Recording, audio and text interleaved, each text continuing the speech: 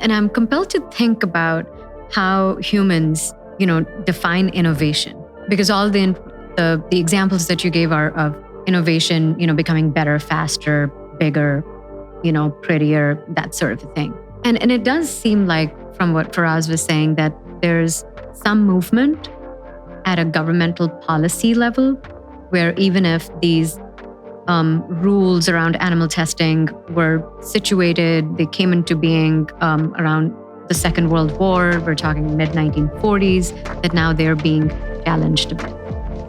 I wonder why the same sort of a shift isn't happening as quickly when it comes to food systems and food choices. And it's an open question, to you, Darius, and to Faraz. What are your thoughts on that? So I think for most people, there's a huge benefit from going from a horse-drawn carriage to a car. There's a huge benefit going from carrier pigeons to my own cell phone, right? The food choices, I think for most people, they can't really see what would be different. So yes, you stop abusing animals, but you get a product that's a fairly similar analog, which means that it tastes and looks the same. You're not having exotic new products, right? So for most humans, I don't think they're particularly compelled by that vision, which is let's just give you products that don't involve suffering to other creatures. So at the root of it, I think there's selfishness involved, that we all want, for whatever reason, humans are dissatisfied and they all want the next best thing. And changing the food system does not give them the next new shiny toy. It just reduces cruelty and reduces damage to the world. Doesn't satisfy that innovation benefit threshold. Yeah, it just doesn't satisfy the inner human that's restless and unfulfilled.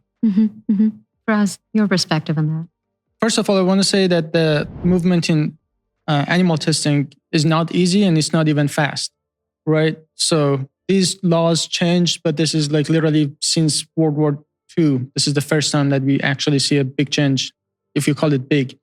And all this, like when I mentioned EPA, it's like 2035. So these are really long-term plans.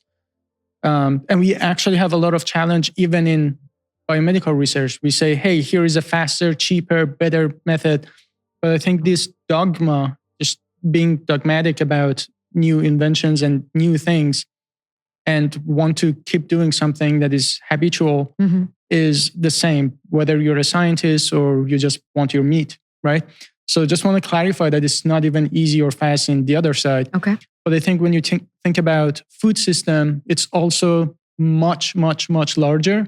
So the infrastructure that you have for food is, there is that, plant agriculture, then feeding those animals, and then subsidies involved, and then all these animal industries, you have egg, dairy, fisheries, and it's like so huge versus for pharmaceutical companies, you have pharmaceutical business. That's it. Right.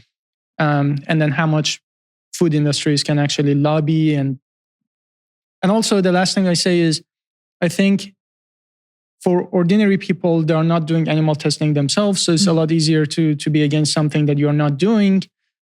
But for people who say, oh, environment, oh, animals or whatever, but you say, hey, are you vegan? They're like, oh, so the change starts from me? No, thank you, right?